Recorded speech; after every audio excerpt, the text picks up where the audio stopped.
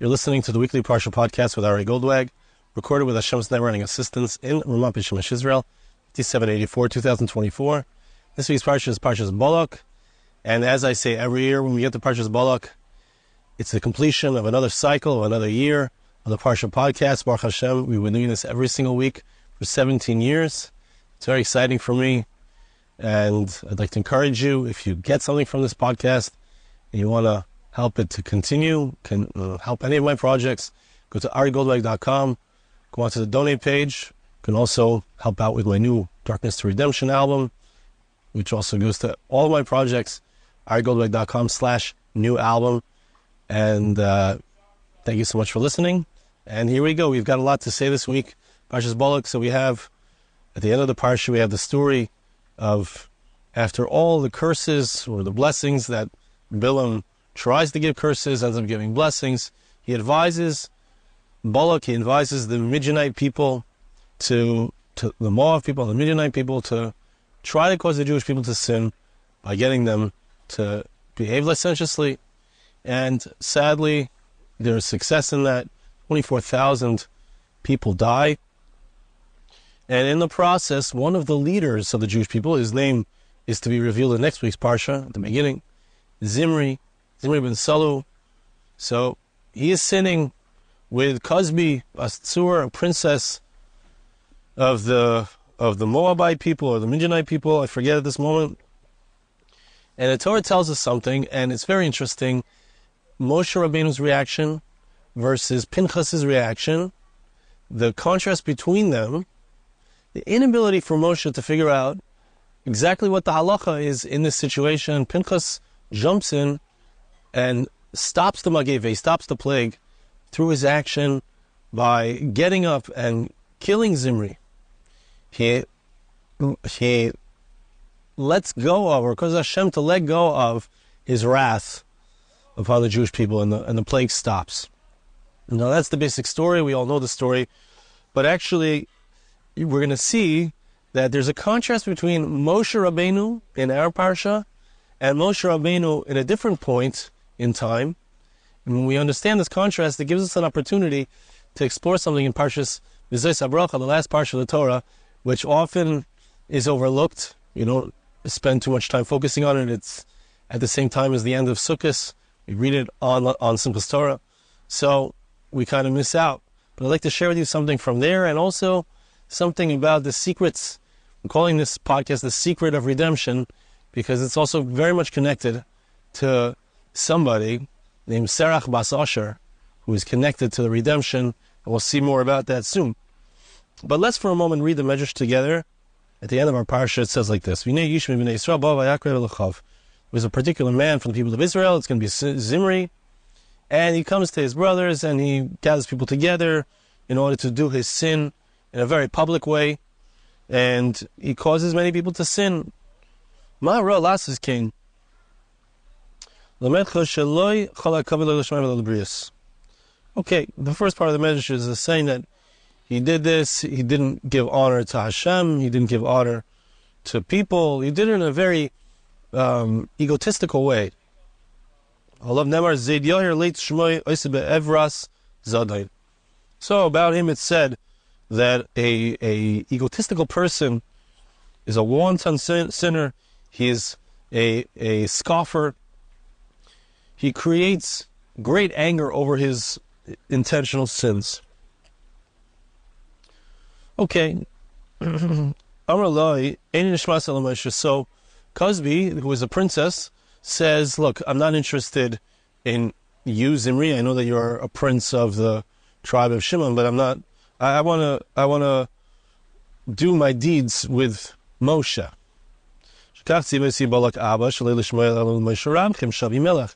She says, my father's a king. She says that I should only cause the person to sin, who is also the king. I'm a princess. I should go to Moshe. He says, I'm just as important as them. It says, Zimri, I'm going to bring you in front of them, meaning I can easily have an audience with the king. So I'm a chashuv person too.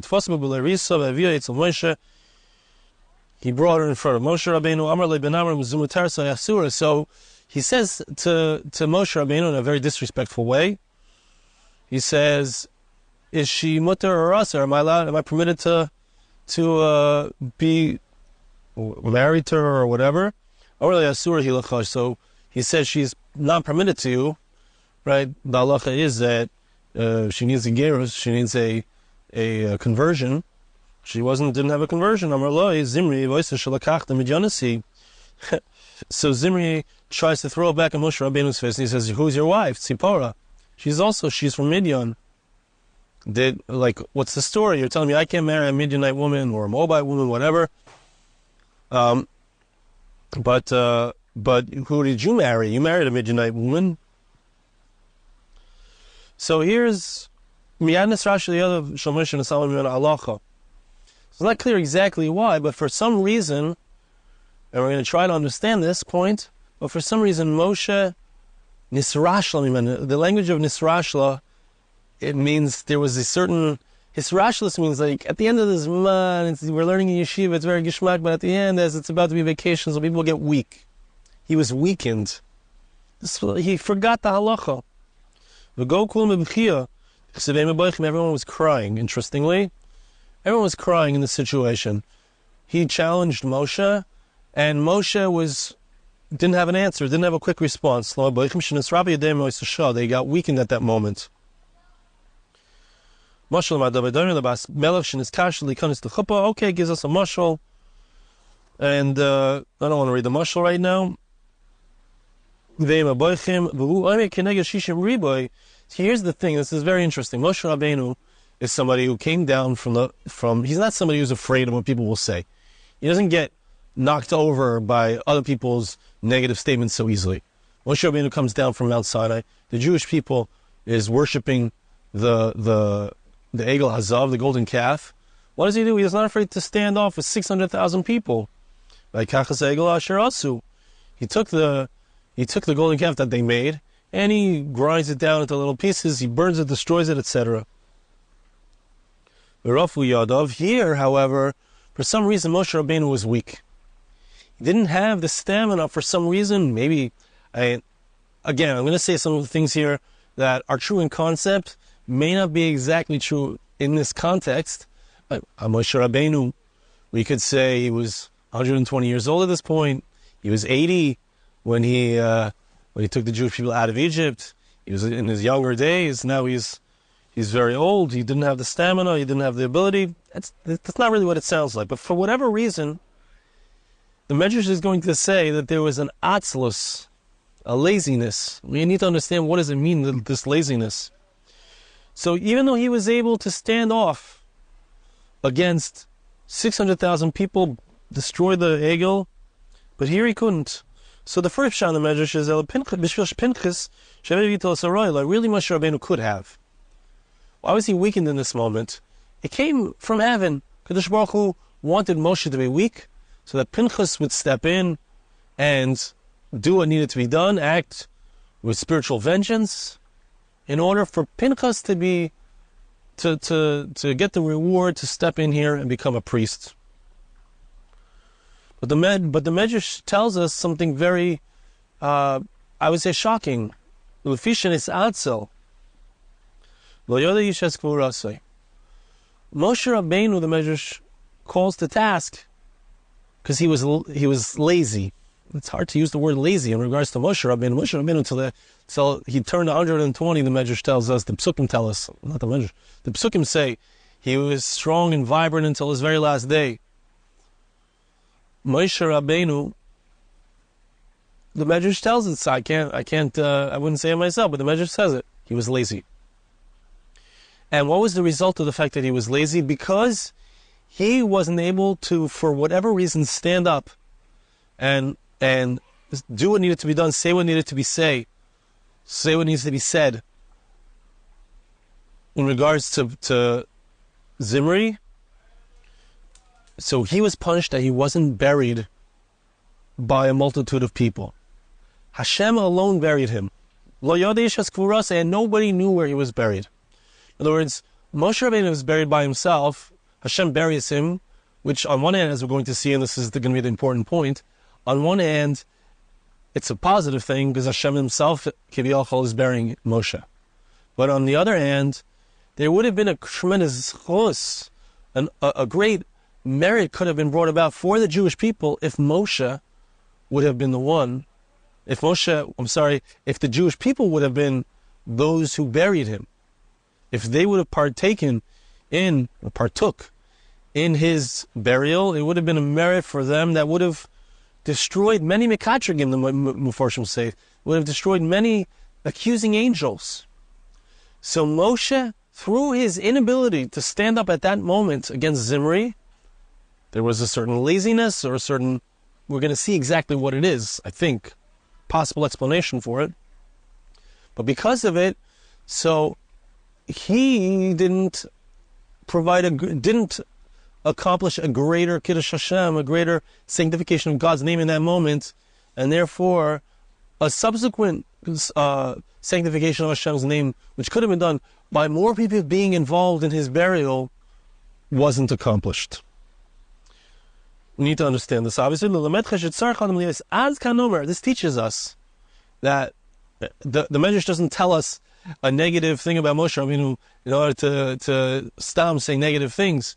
But the Medrash wants us to learn from this that a person needs to be tough, like a leopard, v'kal kanesher, and light, like an eagle, v'rotz katzvi, and run like a deer, v'givur ka'ari, and strong like a lion, asis v'tzayin kainer, in order to do the will of his Creator.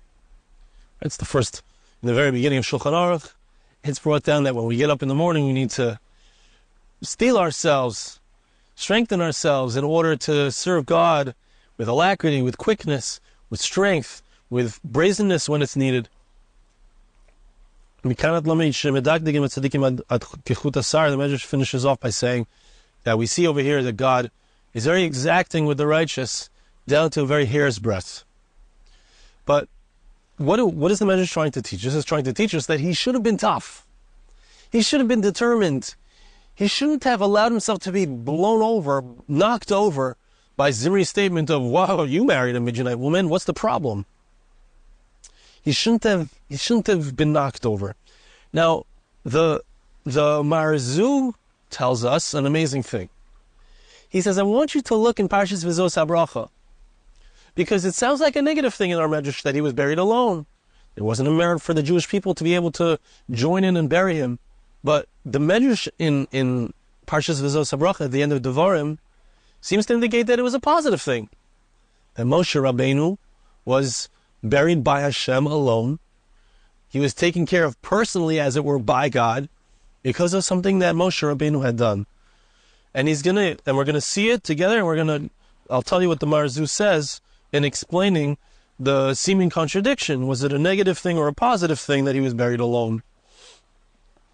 And of course, like a good Jewish rabbi, he says they're both true.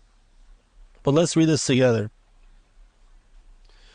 At the end of the Parsha of V'zois HaBracha, which so often we don't get to study together, it says that Moshe Rabbeinu is buried. Hashem himself personally took care of Moshe Rabbeinu's final resting place, his burial, and nobody knows where he's buried to this day. What merit did Moshe have that Hashem personally took care of his burial? El B'Shoshir, the Mitzrayim. So the Medrash brings us back. Okay, let's think about it. Okay, Moshe Rabbeinu is being buried right as the Jewish people are about to enter into the land of Israel. So for the Jewish people who are continuing on into Israel, it's a moment of Geula, of redemption. It's a messianic moment. Yeshua is going to lead them in. He's Mashiach ben Yosef. He's bringing them into the land of Israel to conquer it, etc. But there was another point of Geula, of redemption, which was 40 years earlier. That was when the Jewish people were leaving Egypt. When the time came,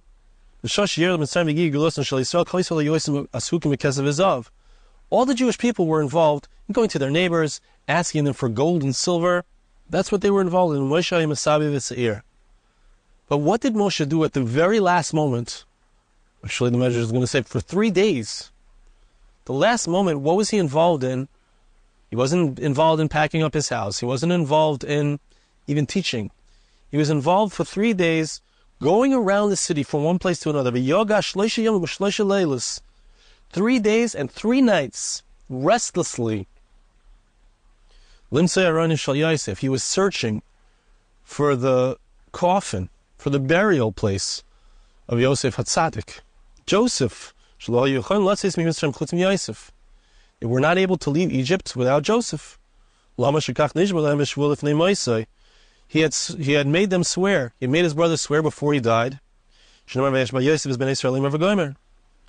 made them promise that when Hashem is poiked Am Yisrael, when he remembers the Jewish people and he takes them out of Egypt, they should take his bones with them when they exit Egypt. And that's why Yosef is buried in Shechem. To this day, you can go. It's not so easy to get there. I've been there, Baruch Hashem. You can go to his Kever Yosef, the place where he's buried. His sons, Menashe and Ephraim, are buried in Shechem. But he made them promise before they leave Egypt that they need to go and take his bones and bring them with him.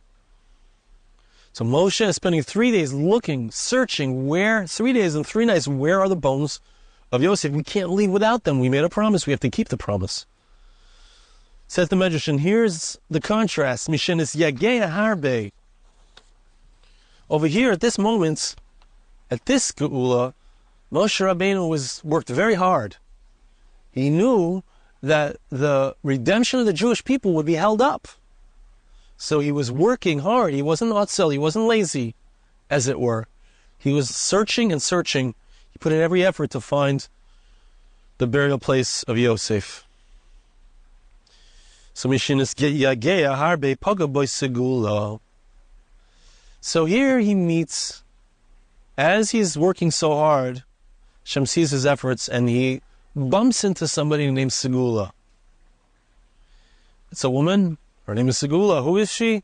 The Mefarshim say she was Serach bas Asher. We're going to see a little bit more about Serach bas Asher, the famous Serach bas Asher who lived forever. She had been the one who, hopefully we'll get to read it inside, who said to Yaakov Avinu that Yosef is still alive. She played her kinor, her harp. She played her harp and she sang, my uncle Yosef is still alive and he is the leader, the Moshe of Egypt. She was still around. Many years later, she had received a blessing from Yaakov Avinu that she would live forever. So she was still alive, and she knew where Yosef was buried. Clearly, she was concerned about his whereabouts. She knew the secret. She's called Segulah, which means the precious one. And it can also mean, say the Mefarshim, the Soid HaGeula. She has the secret of redemption. She knows the secret of where Yosef is buried, so that they can leave Egypt. They need to have his bones, otherwise they can't leave. So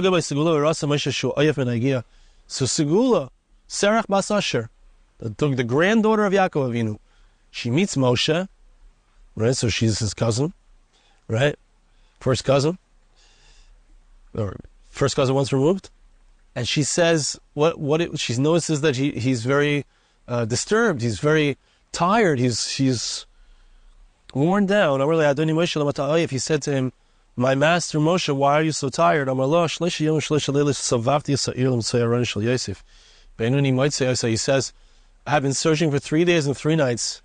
I looked everywhere. I looked everywhere in the city. I cannot find the coffin of Moshe. I don't know where he's buried.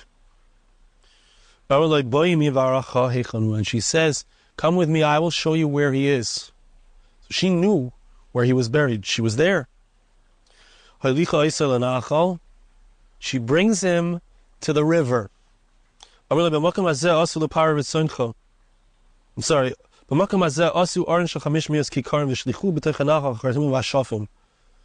magicians, they knew, the Paro and his people, they knew that the Jewish people would not be able to leave Egypt. They said to Paro, if you want this nation to never leave Egypt, this is what you have to do. You have to make it impossible for them to be able to get the coffin of Yosef out of the water, out of Egypt. It has to be in a place that no one can get it. They made a coffin that was so heavy it sank to the bottom of the river. It would be impossible for it to come up. They said if they don't find the bones of Joseph, they won't be able to get out. So now that Moshe knew where it was, he had the secret. He stood next to the river. Or Yosef, Atoyodata, said, Yosef, you know how you caused the people of Israel to make an oath, to swear that when Hashem takes Am Yisrael out of Egypt, you want to go out with them. He said, give honor to the God of Israel, and don't stop the Jewish people from being redeemed. You have good deeds in your hands. You were a great righteous person in your lifetime. Moshe says to Yosef, ask God to help you and help us, that your coffin should rise out of the depths.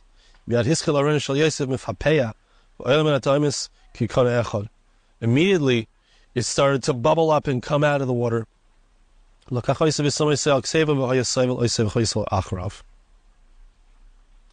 Moshe personally, while everyone else was involved in getting money, Moshe personally took care of raising up the Ark of Moshe. He put in every effort, 3 days and 3 nights. He didn't stop to bring it up, and that's why Hashem says, you think you did a small thing. I swear to you, by your life, this was an incredible kindness that you did. You did this, interestingly, you weren't involved in gold and silver. God says, I will take care of you personally, and I will release you. Yeah, I see that there's not enough time to really get into Serach Basasher all the way, but I want to point out here that Moshe Rabbeinu, in two different circumstances, the Marzu explains that it's true. They're both true. In one place, Moshe put in every effort, and he was able to succeed in finding the Ark of Moshe with Siyata Dishma, with God's help, because of Serach Bas Asher, this woman who knew the secret. She suddenly appeared, as it were, at the right moment so that he could do it. He put in every effort. And so the Marzu points out that, or I'm adding a little to what the Marzu says, but Moshe should have, with Pinchas, he was knocked over. And he was lazy. What does it mean he was lazy? Moshe knew how, when push came to shove, he knew what to do. He knew how to put in every effort. And it's an important idea, because sometimes we think, why should I bother? How am I going to succeed? And think about it. Moshe Rabbeinu was about to pass away. He knows that he's not going into Israel. He already hit the rock. Instead of speaking to the rock, God already told him he's not going in. So it's kind of like hopeless. Okay. The Klal Yisrael needs to be saved, but he's knocked over. The effort is much harder to put in, we could say. When you feel like you're not going to see the fruits of your efforts, you're not going to reap the benefit, you're not going to get there to the goal, you're not going to get to the finish line yourself. It's hard. And we'll come back to this idea, because it really does apply to each and every one of us. Putting in the extra effort, going for the goal, even when it doesn't seem possible. Segulah comes along, and that's the Soida Geula. We think we're standing. Segulah is Serach Bas Asher. She holds the key to the redemption. She's the one who says, and I'm not going to read it inside, but it's in the Sefer HaYashar. If you can find a copy of it, I found it online. If you email me, I'm happy to send it to you.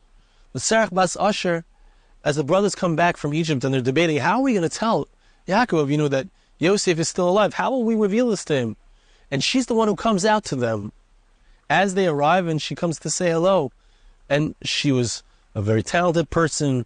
She was a very beautiful person, the Medrash says. She was able to play the harp.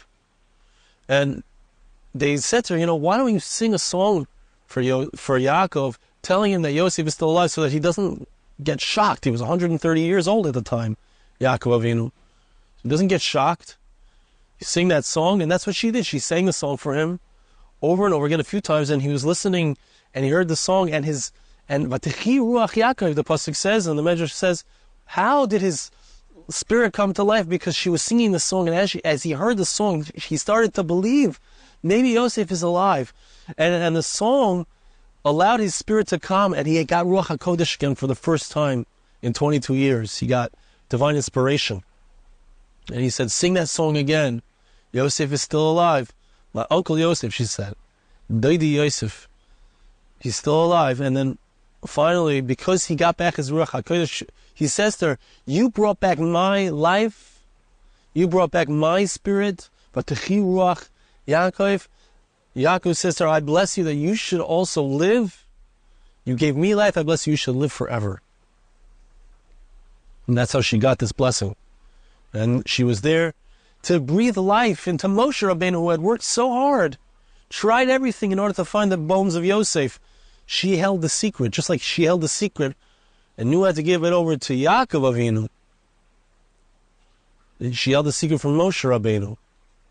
And so I would like to say that the secret, the Segulah, the Soid HaGeula, the secret of the redemption for each of us personally and for the Jewish people generally, is putting in every effort. I know I say this a lot, but I'm going to say it again. Eretz Yisrael, people say, oh, it's so hard. It's so hard to move there. There's so many reasons. There's thousands of reasons not to live in Eretz Yisrael. You grew up in America, you grew up in Europe, wherever. There's so many reasons. The culture is different, etc. But the Torah is teaching us that if you want to get into Geula, Pinchas, he was the one who was able to stop the plague because he put in every effort. Moshe Rabbeinu got stuck at that moment. In the past, he was able to. He was able to put in every effort and cross the finish line even though it was impossible. Because Hashem gave him the gift, the Segulah, the precious gift of Serach Bas Asher, who gave Yaakov the precious gift of the knowledge of his son. And the knowledge that Yosef is still alive for Yaakov Avinu is the future. It's representative of the future of the redemption of the Jewish people, of the Mashiach ben Yosef that will come. And the message of the bones of Yosef is the message of the redemption of the Jewish people from Egypt. They couldn't leave without those bones, and Moshe needed that information. And it's in each and every one of our lives, it's a question of being miyagea ad asayf sometimes, and especially in spiritual matters. We're used to hearing, putting in, and I say this on the B'tachon podcast all the time, putting in maximum ishtadlus, which is not true, which is not what we're supposed to do when it comes to our physical matters, but it is what we're supposed to do when it comes to our spiritual matters. Eretz Yisrael is the future of the Jewish people. The redemption is happening, it's unfolding right now. We are supposed to be part of it. Just like Moshe Rabbeinu put in every effort. He did it all. It's hard. It is hard. It seems impossible. You spend 3 days and 3 nights searching for the coffin of Yosef, and it's in the depths of the sea. It's not possible to get out. It's just not possible humanly. But it is possible. And if we put in our efforts and we do it ad hasof, all the way till the end, in spiritual matters, yes. If we do so then we'll get the key, we'll reach the Segulah, we'll trip over Serach Bas Asher, as it were, and we'll hear the soothing song of the redemption. Yosef is still alive. Here are his bones. The Jewish people, they're ready to go. We just need to be part of it. We can be part of it.